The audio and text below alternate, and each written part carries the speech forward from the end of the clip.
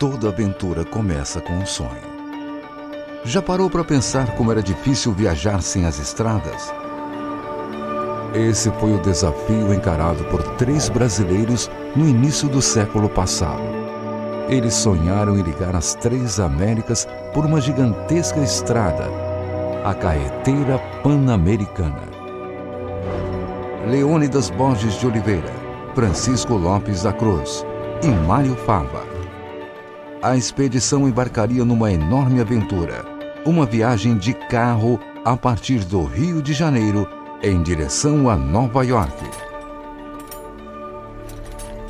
Mário Fava, paulista de Bariri, sonhava em conhecer os Estados Unidos e tinha apenas 21 anos quando soube da expedição. O mecânico original havia desistido e ele não pensou 2 vezes antes de se oferecer. Nada mais seria como antes. Mário seria o responsável por cuidar dos 2 veículos da expedição: o carro Ford T, apelidado de Brasil, e a caminhonete de apoio também da marca Ford, chamada de São Paulo. Equipado com um motor de 4 cilindros com 20 cavalos de força, o Ford T tinha 2 marchas para frente e uma ré. Atingia até 75 km por hora. O modelo revolucionou a indústria da época. A aventura começou no dia 16 de abril de 1928. A expedição partiu do Rio de Janeiro rumo a Petrópolis para serem recebidos pelo presidente Washington Luiz. Já no trajeto, passando pelo Pantanal, uma onça ataca Mário Fava.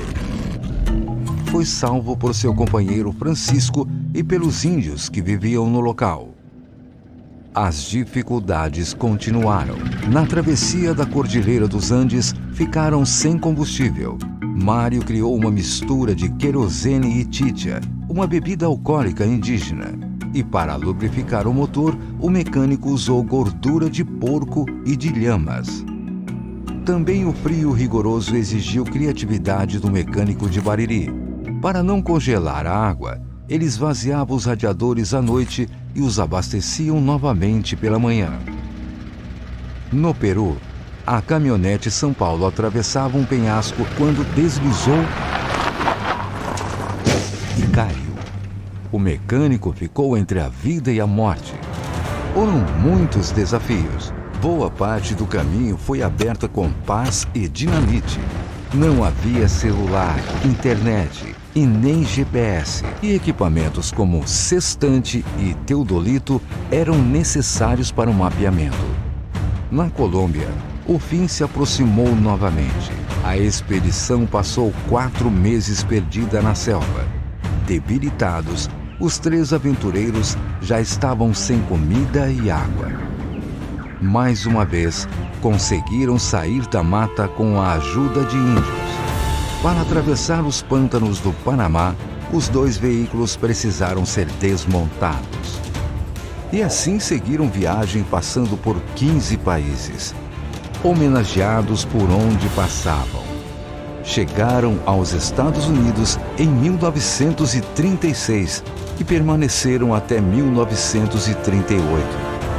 E foram reconhecidos pela ousadia. Ao chegar em Detroit, Henry Ford, pioneiro da indústria automobilística e proprietário da fábrica que produziu os veículos usados na viagem, ofereceu um cheque em branco pelos 2 carros, mas o trio não aceitou.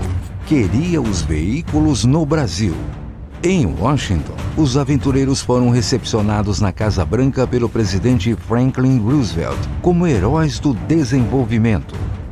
Ao voltar depois de 10 anos de viagem, foram recebidos pelo novo presidente Getúlio Vargas.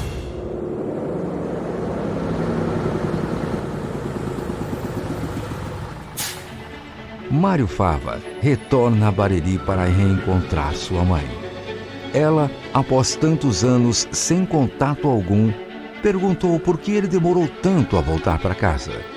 Mário, emocionado, apenas respondeu: "Eu não sabia que era tão longe." Agora, mais de 80 anos após o fim dessa expedição, um novo sonho se realiza.